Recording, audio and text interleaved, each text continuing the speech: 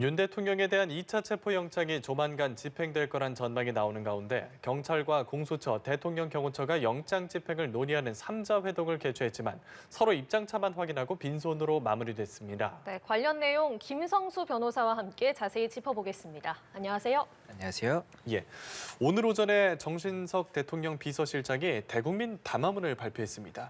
윤석열 대통령의 방어권을 보장해달라는 내용인데 어떤 의도가 있다고 보셨습니까?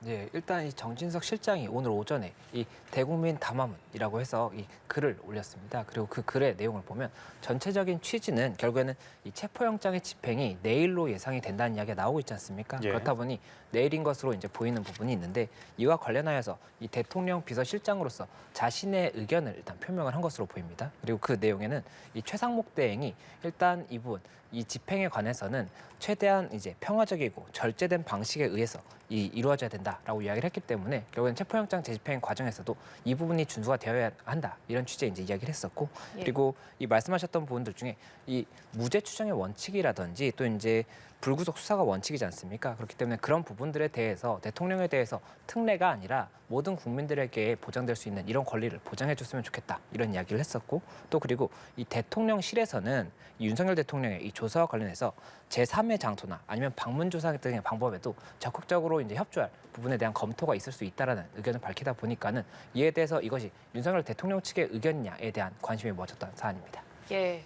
그런데 윤석열 대통령 측의 윤갑근 변호사가 이 정진석 비서실장의 대국민 호소문에 대해서 상의한 적이 없다고 바로 입장을 내놨습니다. 좀 충분히 상의되지 않았던 걸까요? 예, 이 부분이 이제 말씀드렸던 것처럼 윤석열 대통령 측의 입장이냐가 굉장히 중요할 수가 있었던 부분이 이 방문 조사라든지 제3의 장소에서의 조사에 대해서는 응하겠다는 취지로 보일 수가 있었거든요. 예. 그렇다 보니 이 부분이 만약에 윤석열 대통령 측의 직접적인 의사를 드러낸 것이냐가 관건이 됐었는데 지금 현재 이 윤석열 대통령 측의 변호인단에서는 이 부분 이제 비서실장의 이 글 자체가 이 본인들과 협의된 내용이 아니다라고 이제 밝히고 있습니다. 그렇다 보니까 지금 윤석열 대통령 측에서는 이 부분 조사에 뭐 응하겠다, 응하지 않겠다에 대해서는 계속해서 이제 탄핵 심판 이후로 그 다음에 이제 응하겠다라고 이야기를 하고 있기 때문에 그와 이제 배치되는 부분이 있을 수가 있어서 아무래도 그런 부분에 대해서 오늘의 이 정진석 실장의 이 글 자체는 본인들과 논의된 것이 아니다라고 조금 이제 구분해서 이 의견을 말한 것으로 보입니다. 예, 공수처도 공식으로 접수된 건 없다고 얘기를 했거든요. 그래서 영장 집행은 그대로 진행할 거다 얘기를 했는데 윤석열 대통령 측 이 석동현 변호사 얘기에 따르면 대통령이 체포가 되더라도 진술을 거부할 것이라고 했습니다. 이런 부분에 대해서 수사기관 측이 일종의 제안을 할 부분은 없을까요?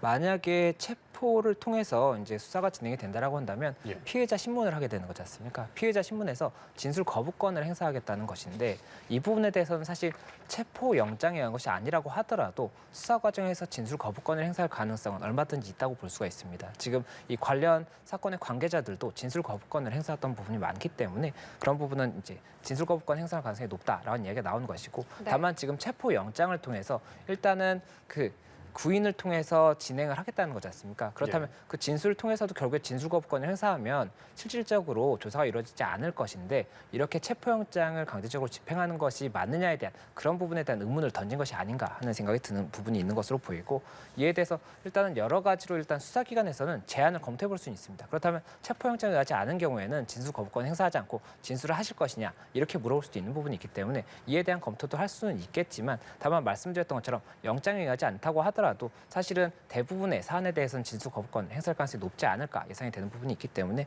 수사기관에서는 그 부분에 대해서도 뭐 여러 가지 고민은 해보겠지만 아마 지금 현재의 단계에서 그 부분까지 고민하기는 조금 이른 것이 아닌가 생각이 됩니다. 예.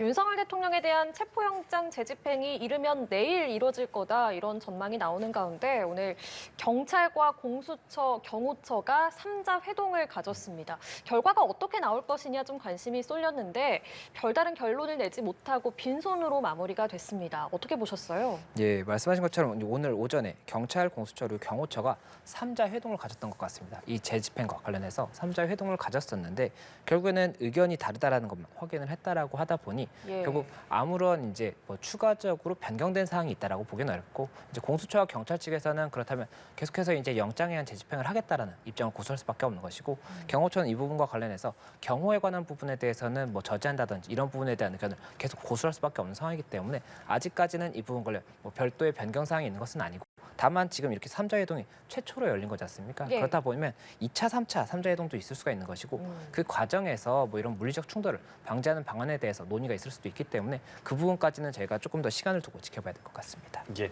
이제 여러 보도를 통해서 두 번째 체포영장 집행이 내일이 될 것 같다라는 유력하다는 얘기가 나오고 있는데 경찰 측에서는 이 두 번째 체포영장 집행이 하루가 아니라 2, 3일에 걸친 장기전이 될 수 있다는 부분에 좀 대비를 하고 있는 걸로 전해졌습니다. 방한용품이랑 휴대폰 예비 배터리는 물론이고 기저귀까지 준비를 했다는 얘기가 나오고 있는데 어떤 상황들을 고려한 거고 또 어떤 계획을 세우고 있는 건지 궁금합니다.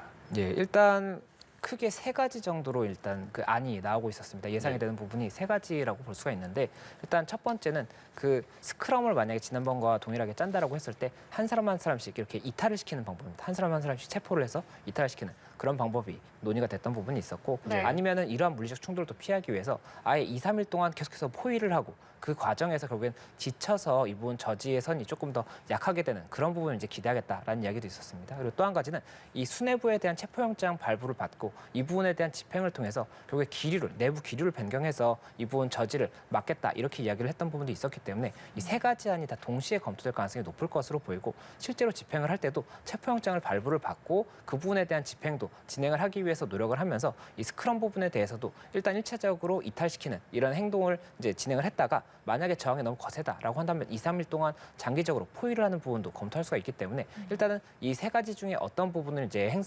실제로 활용을 할지 이런 부분에 대한 고민을 하다 보니까는 각각에 대해서 다 준비를 할 수 있도록 이런 뭐 예비 배터리라든지 또 기저귀 이런 부분까지도 준비를 하라라고 이야기를 한 것이 아닌가 생각이 되고 특히 이 기저귀 같은 부분이 그 지난번에 이 집행 과정에서도 결국 이 들어간 인원들이 화장실을 사용할 수가 없다라고 한다면 사실 그 부분이 굉장히 조금 곤란한 상황이 될 수가 있습니다. 그렇죠. 그렇다 보니까 그런 부분까지도 그 지난번의 경험을 살려서 아무래도 준비를 하고 있는 것이 아닌가 이런 이야기도 나오는 것 같습니다. 예, 세 가지 전략 말씀을 해주셨는데 경호처가요 어제 국수본에 기밀을 유출한 혐의를 받는 간부를 대기 발령 조치를 했습니다. 경호처 내부에 균열이 생긴 거 아니냐, 동요가 있는 거 아니냐 이런 관측이 계속해서 나오고 있는 상황인데요.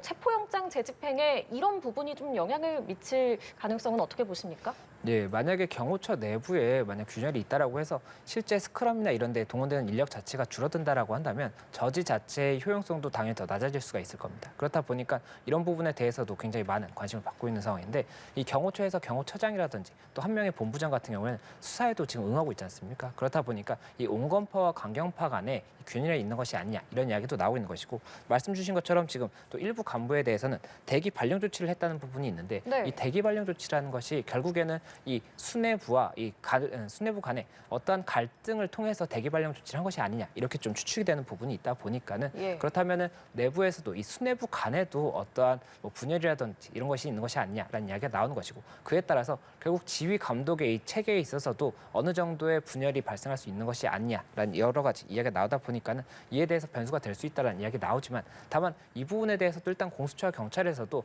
계속 소식을 들으면서 검토는 할 것이지만 이 부분이 실제로 집행 현장에서 어떻게 작용될 수 있을지 뭐 실제로 뭐 200명, 300명의 경호처 인원이 나왔는데 그중에 뭐 100명만 이 부분 스크럼에 뭐 동의를 한다든지 이렇게 될 수도 있는 거지 않습니까? 예. 그래서 그런 가능성에 대해서는 여러 가지를 두고 있겠지만 어쨌든 이번 집행이 2차 집행 이후에 3차, 4차 집행을 할 수 있을지는 또 알 수가 없는 부분이 있기 때문에 경찰에서는 여러 가지 고민할 수밖에 없고 또 그리고 날이 춥고 굉장히 이제 길이 얼어 있을 수가 있지 않습니까? 그러면 그 과정에서 혹시나 누가 넘어지거나 해서 다치기만 해도 경찰도 그렇고 경호처도 그렇고 공수처도 그렇고 다 이 부분은 피해야 되는 부분이거든요. 그렇다 보니까 어떻게 하면 안전하게 이런 부분에 대한 집행을 할 수 있을지가 양쪽 다 고민할 수밖에 없지 않나 생각이 됩니다. 예. 경찰이 주변 인물에 대한 신병 확보에도 나서고 있습니다. 먼저 강경파 이광우 경호본부장 세 번째 출석 요구에 응하지 않았기 때문에 지금 체포영장을 신청할 방침이고요. 또 강경파로 분류되는 김신 가족부장 오늘 오전에 소환이 통보돼 있었는데 역시 응하지 않았습니다.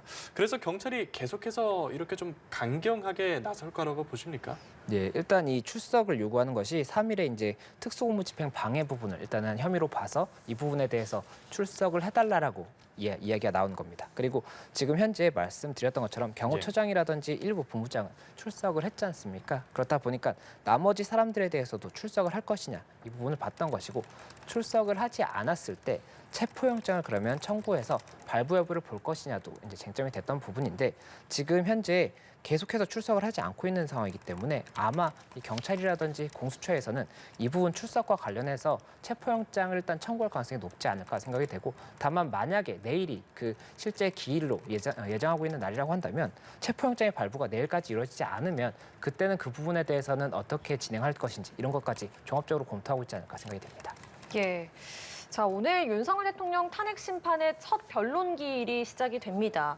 대통령은 예고했던 대로 출석하지 않기로 한 상황인데요. 그렇다면 오늘 그 변론 기일은 어떻게 진행이 될까요? 예, 오늘 오후 2시에 이제 헌법재판소의 탄핵 사건의 첫 변론 기일입니다. 그렇다면 첫 변론 기일에 윤석열 대통령이 출석을 해서 이 부분 관련 뭐 진술을 한다든지 이런 부분이 있을 것인가를 이제 관심을 받던 부분이었는데, 윤석열 대통령 측에서는 그 기존에도 헌법재판소 심판과 관련해서 그 적정한 기일에 출석해서 의견을 말할 것이다라고 이야기를 했었지만, 지금은 그 적정한 시기가 언제인지 알 수가 없는 부분도 있는 데다가, 그리고 또 현재 이 경호라든지 신변의 안전 문제 때문에 14일 기일은 출석하지 않겠다라고 또 좀 추가적으로 밝힌 상황이기 때문에 오늘의 출석은 없을 것으로 보입니다. 그렇다면 예. 이 헌법재판소법에 이 변론 기일 같은 경우에는 당사자가 출석하는 것이 원칙이고, 출석을 하지 않는 경우에는 일단 그 기일에는 기일을 진행할 수가 없는 겁니다. 그리고 다음 기일에 당사자가 그때도 불출석을 한 경우에는 그때는 이제 기일을 진행할 수가 있기 때문에 결국 오늘 출석을 하지 않는다라고 한다면